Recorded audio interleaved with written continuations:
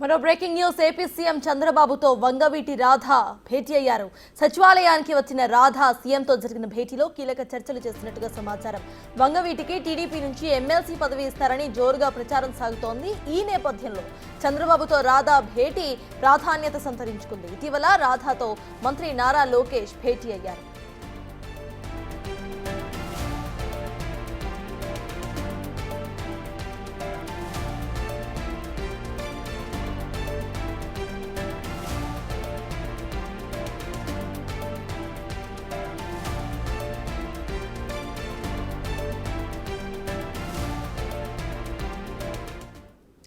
CM చంద్రబాబుతో వంగవీటి రాధ భేటీ అయ్యారు. ఈ భేటీకి సంబంధించిన అప్డేట్స్ మా ప్రతినిధి శివ అమరావతి నుండి అందించడానికి సిద్ధంగా ఉన్నారు. శివ, చెప్పండి, అసలు ఈ భేటీలో కీలకంగా వేటిపై చర్చించారు?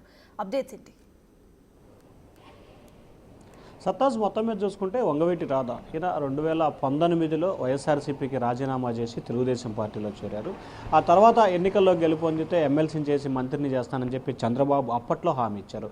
ఆ తర్వాత టీడీపీ ఓడిపోవడం, వైసీపీ సర్కార్ అధికారంలో రావడం, ఆ తర్వాత 5 సంవత్సరాల పాటు రాధ వైసీపీలో చేరతారంటూ లేదని చెప్పి రకరకాల ప్రచారాలు జరగడం, తిరిగి 2024 ఎన్నికల్లో తెలుగుదేశం పార్టీ అధికారంలో రావడం జరిగింది. ఈ నేపథ్యంలోనే ఏదైతే వంగవీటి రాధాకి సంబంధించి కూడా గతంలో రాజ్యసభకి ఇస్తారని చెప్పి, ఎమ్మెల్సీ ఇస్తారని చెప్పి, మంత్రి ఇస్తారని చెప్పి ఇట్లా రకరకాల ప్రచారాలు జరిగినాయి. తాజాగా 2 నెలల క్రితం కూడా ఆయన చిన్న హార్ట్కి సంబంధించి సర్జరీ చేయించుకోవడంతో రెస్ట్ తీసుకున్నారు. ఆ సమయంలో తెలుగుదేశం పార్టీ నేత, జాతీయ ప్రధాన కార్యదర్శి మంత్రి లోకేష్ స్వయంగా ఇంటికి వెళ్ళి కూడా రాధాతో భేటీ అయిన పరిస్థితి కనిపించింది. ఆ తర్వాత ఆయన రాజకీయ భవిష్యత్తుకు సంబంధించి చంద్రబాబు చూసుకుంటారని చెప్పి అనేక సందర్భాల్లో చంద్రబాబు, లోకేష్ కూడా భరోసా ఇచ్చిన పరిస్థితి కనిపించింది.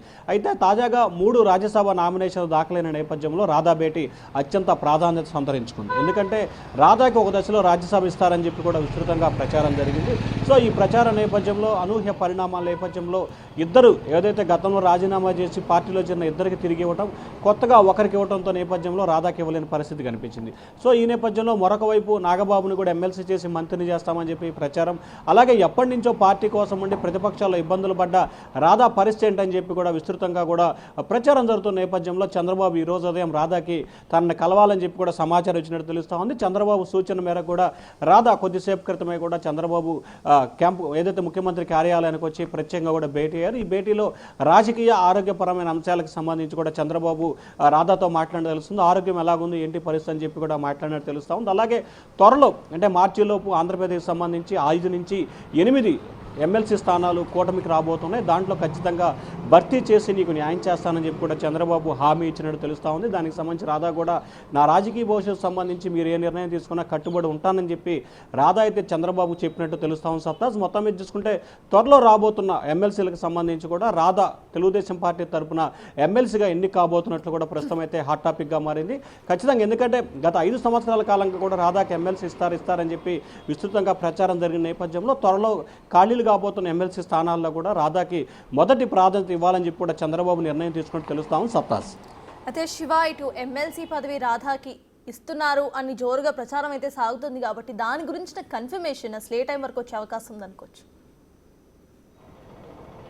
అంటే ప్రధానంగా చూసుకుంటే రేపు మార్చి లోపు కూడా కూటమికి సంబంధించి 8 ఎమ్మెల్సీ స్థానాలు వచ్చే అవకాశం కనిపిస్తూ ఉంది.